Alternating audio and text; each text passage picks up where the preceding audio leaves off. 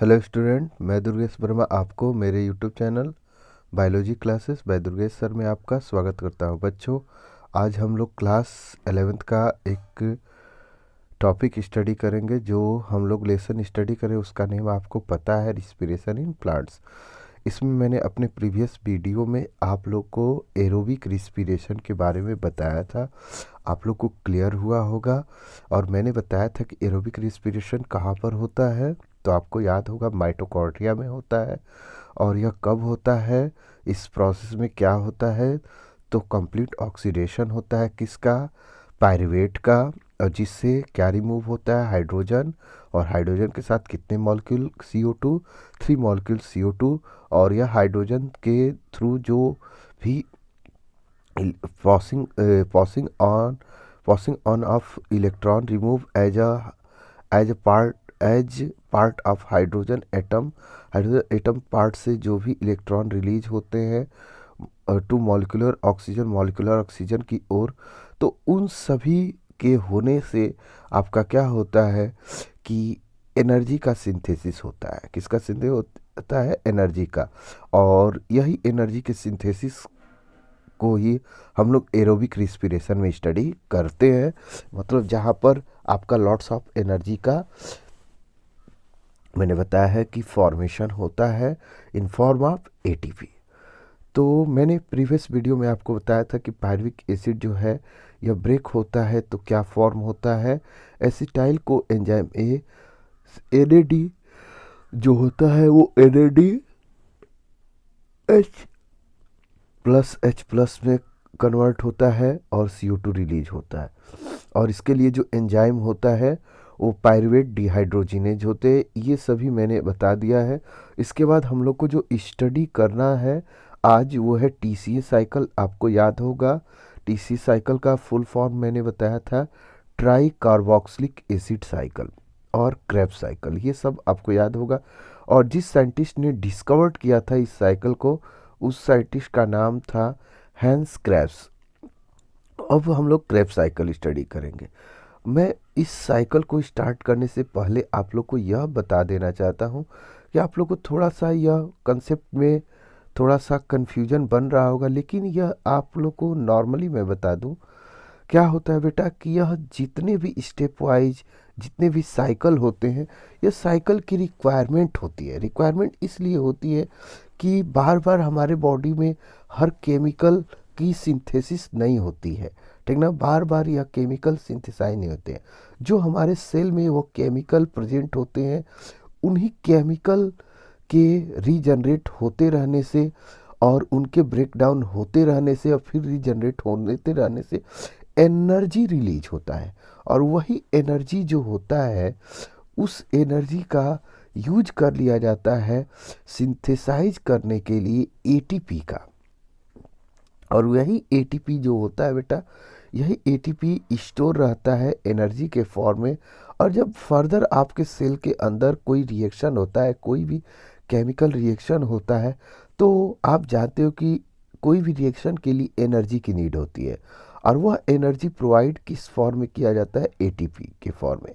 तो यही बातें हैं। अगर आप लोग को लग रहा होगा कहाँ से क्या कंसेप्ट जा रहा है, तो सिंपल आप समझ लीजिए कि पायरुविक एसिड का ब्रेक होकर CO2 रिलीज होने के स्टेप में बहुत सारे आपके स्टेप साइकिल देखने को मिलते हैं। 1-2 साइकिल होता है या स्टेप होते हैं, और उसी स्टेप के ड्यूरेशन में एनर्जी रिलीज होता है और वह एनर्जी यूटिलाइज हो जाता है ATP के फॉर्मेशन में। यही आप लोग को माइंड में सेट कर लेना है। अगर ये सेट हो जाएगा तो कोई डाउट नहीं आएगा पूरे कंसेप्ट को मुझे पढ़ाने में। तो चलिए आगे को कंसेप्ट को स्टडी करें, समझें। देखिए TCA साइकिल का फुल फॉर्म पहले आप लोग को मैंने बताया है, आप लोग को तैयार रखना है। Try carboxylic acid cycle. TCA cycle का फुल फॉर्म होता है ट्राई कार्बोक्सिलिक एसिड साइकिल। और साइकिल का मतलब ही मैंने बताया है कि जहाँ से प्रोसेस स्टार्ट होगी, जो पहला कंपोनेंट बनेगा, वहाँ के बाद जिसकी यूटिलाइजेशन से वो कंपोनेंट बनेगा, वह यूटिलाइज कंपोनेंट अगर फॉर्म अगेन हो जाता है, तो वहीं पर साइकिल कंप्लीट होती है। जैसे में देखिए, TCA cycle start with condensation of acetyl co acetyl group with oxaloacetic acid. किसके साथ कंडेंसेशन हो रहा है एसिटाइल ग्रुप का? Oxaloacetic acid. इसका मतलब ऑक्जेलोएसिटिक एसिड इस साइकिल का इंपॉर्टेंट थिंग्स है। अगर ऑक्जेलोएसिटिक एसिड का सिंथेसिस जब ऑक्जेलोएसिटिक एसिड का रीजनरेशन जब होगा तो यह साइकिल अगेन शुरू हो जाएगी। और इस साइकिल में जब आपका एसिटाइल को एंजाइम ए जो है ये 2 कार्बन कंटेनिंग कंपाउंड होता है, ग्रुप है। और इस एसिटाइल ग्रुप के साथ जब ऑक्जेलोएसिटिक एसिड, आप लोगों ने फोटो से पढ़ा है, ऑक्जेलो एसिड एसिटिक एसिड जो होता है ये 4 कार्बन है। तो एसिटाइल को एंजाइम ए और आपका ऑक्जेलोएसिटिक एसिड जो आपका 4 कार्बन है, 2 कार्बन, ये दोनों एक दूसरे से कंबाइंड होकर सिट्रिक एसिड का फॉर्मेशन करते हैं। और इस सिट्रिक एसिड के फॉर्मेशन के लिए, फॉर्मेशन के टाइम वाटर की भी नीड होती है। किसकी नीड होती है? वाटर। और जहाँ पर वाटर यूटिलाइज होता है किसी रिएक्शन में, तो वह रिएक्शन जो होता है वो कंडेंसेशन होता है। तो इसीलिए मैं बोल रहा हूँ कि DCA cycle start with condensation of acetyl group with oxaloacetic acid and water to yield citric acid. और वाटर जो किसको इल्ड करने के लिए ज़रूरी होते हैं या किसकी फॉर्मेशन में हेल्प करते हैं? सिट्रिक एसिड के। अब जैसे सिट्रिक एसिड फॉर्म होगा तो आप जानते हो कि सिट्रिक एसिड या कोई भी केमिकल रिएक्शन के लिए एंजाइम की नीड है। और जो एंजाइम सिट्रिक एसिड के सिंथेसिस के टाइम फॉर्म होता है या यूज होता है, उस एंजाइम का नेम होता है साइट्रेट सिंथेटेज। तो साइट्रेट सिंथेटेज एंजाइम के प्रेजेंस में ऑक्जेलोएसिटिक एसिड और एसिटाइल ग्रुप के कॉम्बिनेशन से आपका सिट्रिक एसिड का फॉर्मेशन होता है। और इस ड्यूरेशन में को एंजाइम ए जो इस प्रोसेस में इनको जोड़ने में वर्क कर रहा था, वो रिलीज हो जाता है। तो सिट्रिक एसिड का बनना इस साइकिल को स्टार्ट करता है। और सिट्रिक एसिड में कार्बोक्सिलिक एसिड के 3 ग्रुप होते हैं, इसलिए इस साइकिल का जो नेम है वह है ट्राई कार्बोक्सिलिक एसिड साइकिल। ये आप लोग तैयार रखिएगा, ठीक है। अब यही साइट्रेट या सिट्रिक एसिड जो होता है आइसोमेराइज हो जाता है। आइसोमेराइज मैंने आपको बताया है, अपने जैसे ही किसी कंपोनेंट में चेंज होना जिसका फॉर्मूला सेम होता है, मैंने आप लोग को बताया, याद होगा। तो ये सिट्रिक एसिड जो होता है ये आइसोमेराइज होकर क्या बना जाता है? आइसोसिट्रिक एसिड, आइसोसिट्रेट में कन्वर्ट हो जाता है, ठीक ना। ये आप लोग तैयार रखेंगे। तो पहले सिट्रिक एसिड बना है, फिर सिट्रिक एसिड जो है आइसोमेराइज होकर आइसोसिट्रेट में कन्वर्ट हुआ है। और इसके बाद यह आइसोसिट्रेट जो होगा यह कन्वर्ट होगा, 2 स्टेप डिकार्बोक्सिलेशन का होगा। मतलब CO2 2 प्लेसेस से रिलीज होगा। और जब 2 प्लेसेस से CO2 रिलीज होगा तो इससे अल्फा कीटोग्लूट्रिक एसिड का फॉर्मेशन होगा। किसका फॉर्मेशन होगा? Alpha ketoglutaric acid. तो आइसोसिट्रिक एसिड से अल्फा कीटोग्लूट्रिक एसिड के फॉर्मेशन के लिए कौन सा रिएक्शन या प्रोसेस होता है? तो बच्चों को मैंने बताया है डीकार्बोक्सिलेशन। जैसे जब सिट्रिक एसिड का फॉर्मेशन हुआ था तो वहाँ पर कौन सा रिएक्शन होता है? कंडेंसेशन, ये आप लोग को याद होगा। इसके बाद जब सिट्रिक एसिड आइसोसिट्रिक में कन्वर्ट हुआ था तब कौन सा प्रोसेस हुआ था या कौन सा रिएक्शन हुआ था? आइसोमेराइजेशन। अब इसके बाद आइसोसिट्रिक एसिड जब अल्फा कीटोग्लूट्रिक एसिड में कन्वर्ट हो रहा है बेटा, तो उस टाइम जो रिएक्शन हो रहे हैं वो है आपका डीकार्बोक्सिलेशन। और मैंने बताया कार्बोक्सिलेशन का मतलब एडिशन ऑफ कार्बन डाइऑक्साइड और डीकार्बोक्सिलेशन का मतलब रिमूवल ऑफ कार्बन डाइऑक्साइड। आप लोग को तैयार रखना है ये सब बातें। तो कार्बन डाइऑक्साइड के रिमूव होने से फिर आपका किसका सिंथेसिस होता है? अल्फा कीटोग्लूट्रिक एसिड का। यहाँ पर मैं आपको बता रहा हूँ। तो अभी स्टेप कंप्लीट नहीं होगा बेटा, अभी बहुत सारे स्टेप बताने हैं, चलिए उसको भी समझें। देखिए अभी अल्फा कीटोग्लूट्रिक एसिड फॉर्म हुआ था यह अल्फ़ा कीटोग्लूटरिक जो एसिड है, यह फिर कन्वर्ट हो जाता है सक्सिनिल को एंजाइम ए में। यह किस में कन्वर्ट होगा? सक्सिनिल को एंजाइम ए में कन्वर्ट होगा। और जब ये सक्सिनिल को एंजाइम ए में कन्वर्ट होगा तो बता रहा है कि in the remaining step citric acid cycle succinyl को एंजाइम ए जो है ये ऑक्सीडाइज हो जाएगा टू ऑक्जेलो एस्टिक एसिड। देखिए फिर वही फॉर्म हो गया जिसका जिससे फिर आपके साइकिल स्टार्ट हो गई। और यह साइकिल टू टाइम होगी, आपको पता है, क्योंकि पायरुविक एसिड के कितने मॉलिक्यूल हैं? 2 मॉलिक्यूल है, इसीलिए साइकिल कितने टाइम होगा? 2 टाइम होगा, ठीक ना। तो बता रहा है कि अल्फा कीटोग्लूटरिक एसिड है, यह कन्वर्ट किस में होता है? सक्सिनिल को एंजाइम में। और यह सक्सिनिल को एंजाइम जो है यह फिर जो रिमेनिंग स्टेप जो साइकिल में होगा वह लास्टली ऑक्सीडाइज होकर किस में कन्वर्ट हो जाएगा? ऑक्जेलो एस्टिक एसिड में। और इस तरीके से जैसे ऑक्जेलो एस्टिक एसिड फॉर्म होगा, आगे लिख रहा है बेटा कितना अच्छा, allowing the cycle to continue. ये अलाउ करता है कि साइकिल कंटिन्यू रहे, जिससे दोनों पायरुविक एसिड यूज हो जाए। और उन दोनों के यूज होने से, दोनों के साइकिल में इन्वॉल्व होने से जो भी एनर्जी रिलीज होगा वो यूज हो जाएगा क्या? सिंथेसिस करने में एटीपी। तो आगे चलते हैं। During the conversion of succinyl को एंजाइम ए, जब सक्सिनिल को एंजाइम ए जो होता है सक्सिनिक एसिड में कन्वर्ट होता है, सब आपके बुक में स्टेप दिए गए हैं, आप देख भी सकते हैं। ये सब दिखा रहा है, देख रहे हैं ना। अल्फा कीटोग्लूटरिक एसिड जो है ये 5 कार्बन कंटेनिंग 4 कार्बन में कन्वर्ट हो रहा है। इसका मतलब देख रहे हैं CO2 रिलीज हो रहा है। और आप क्या देख रहे हैं?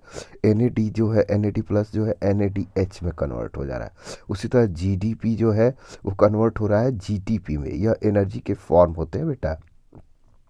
और यही सक्सिनिक एसिड जो है जब इसका ऑक्सीडेशन होगा तो जब ये आपका देख रहे हो कि सक्सिनिक एसिड पहले मैलिक एसिड में कन्वर्ट हो रहा है, और मैलिक एसिड जो होता है यह किस में कन्वर्ट हो जा रहा है?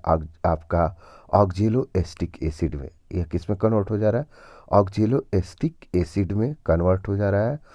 और इस प्रोसेस के टाइम क्या हो रहा है? ऑक्सीडाइज हो रहा है। सक्सिनिक एसिड क्या हो रहा है?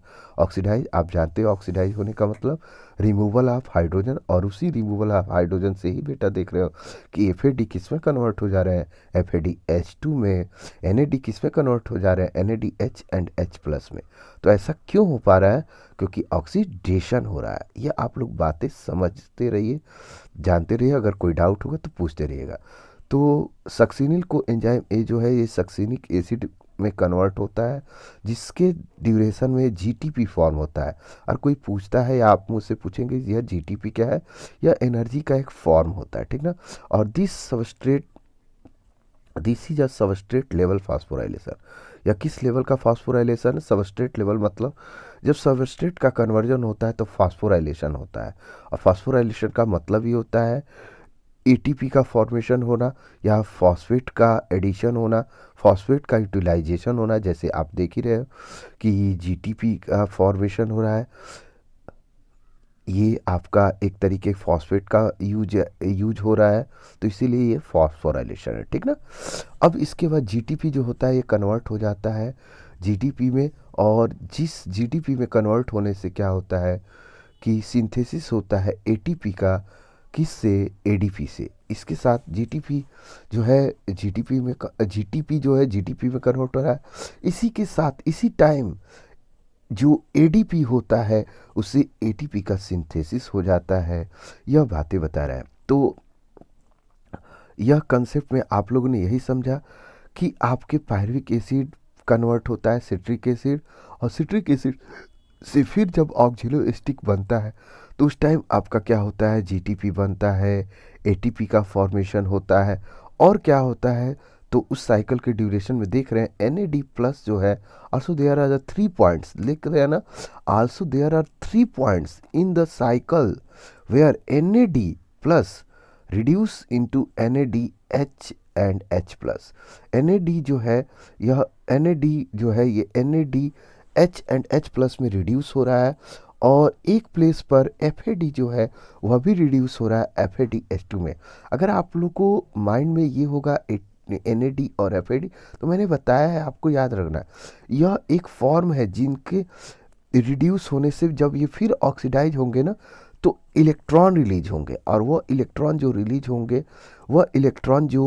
रिलीज होंगे बेटा, वह एटीपी के सिंथेसिस में इन्वॉल्व हो जाएंगे, ठीक ना। इसीलिए ये बन रहे हैं और आगे चलकर ये एनर्जी का फॉर्मेशन कराएंगे, दैट मीन्स एटीपी का फॉर्मेशन कराएंगे, ठीक ना। तो आगे देखिए, the continue oxidation of style को एंजाइम है वह TCS cycle require to continue replenishment of oxaloacetic acid. यह क्यों होता रहता है स्टाइल को एंजाइम ए टीसीएस साइकिल में, जो स्टाइल एंजाइम का ऑक्सीडेशन होकर फिर आपका ये जो भी स्टेप हो रहा है, लिख रहा है ना, the continue oxidation of style को एंजाइम, स्टाइल को एंजाइम ए का कंटिन्यू जो ऑक्सीडेशन होता है टीसी साइकिल में, यह क्यों होता है? इसलिए होता है कि जिससे कि ऑक्जेलोएस्टिक एसिड का दोबारा फॉर्मेशन होते रहे, जिससे कि साइकिल जो होता है ये कंटिन्यू बनी रहे। जो मैंने आपको बताया था कि यह जो भी स्टेप होते हैं, जो भी कन्वर्जन होते हैं, साइकिल को चलाने के लिए होते हैं, जिससे कि कुछ एनर्जी रिलीज होता है, जो एनर्जी सिंथेसिस करने में, सॉरी, एटीपी के सिंथेसिस करने में यूटिलाइज हो जाएगा, ठीक ना। तो आगे दिखा रहा है, देख रहे हैं, the summary equation for this phase of respiration में भी, यहाँ दिखा रहा है ना कि क्या क्या होता है बेटा, वो दिखा रहा है कि पायरुविक एसिड जो होता है यह ब्रेक होता है तो 3CO2 मॉलिक्यूल रिलीज होते हैं, लेकिन उसके साथ आप देख रहे हैं कि 4NAD, एक FAD, साथ में ADP एक, और वाटर के मॉलिक्यूल। और यह पूरा रिएक्शन कहाँ होता है आपको पता है, मैंने बताया था, क्रेब्स साइकिल माइटोकॉन्ड्रिया के मैट्रिक्स में होता है, जिससे आप देख रहे हो 3CO2 मॉलिक्यूल रिलीज हो रहा है, 4NADH और FADH2 का फॉर्मेशन हो रहा है, ATP का सिंथेसिस हो रहा है, यह सब प्रोसेस हो रहा है, और ATP भी बन रहा है, और हाइड्रोजन भी रिलीज हो रहा है, या हाइड्रोजन देख ही रहे हैं कि NADH एंड 4H, मतलब एक साइकिल यह है बेटा, यह पूरा एक साइकिल है। और पूरे कंप्लीट साइकिल में कितने FAD कितने NAD बनेंगे वो आप लोग के बुक में इसी टॉपिक में दिया गया है, 8। याद रखना कितने NADH बनेंगे, 8 बनेंगे, ये आप लोग तैयार रखना। कोई डाउट होगा तो ज़रूर हमसे पूछ लेना, मैं आपके कंसेप्ट को क्लियर कर दूंगा। ओके।